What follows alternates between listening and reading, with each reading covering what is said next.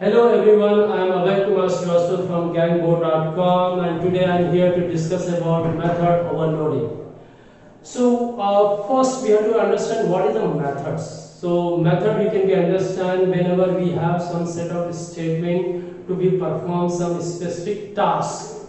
So that can be performed with help of method. So method we can be write in Java. First you have to write return type, then you have to write method name, then you have to write parameters. Parameter is also called as arguments, and then curly bracket will be start, means your main method will be start. Okay, then you are going to be write some set of statement, and then curly bracket close means these are the stuffs which is going to be used for the methods.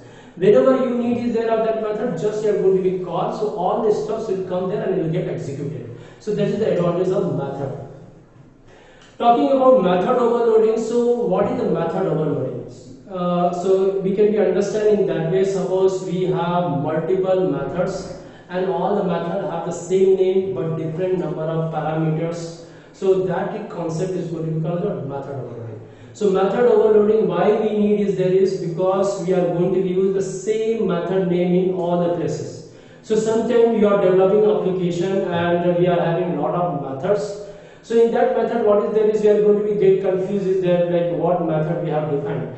Just you can imagine, suppose I have 1000 line of the code and 1000 of the line of the code we have 25 methods, and once we are going to be start calling, so how we can be remember like what method name you are giving. So args you have to go on the top, then you have to see, then again you are coming back and calling, then second method calling, again you are going on the top, again you are seeing the method, again you are coming back and you are writing. So instead of that we can give everywhere as what same methods, but the condition is you have to be give different arguments, or you can say the different number of arguments. So suppose I have one method called fun and there I did not pass any arguments, then again I declare one more method that is called fun and I declare one parameter and as an integer.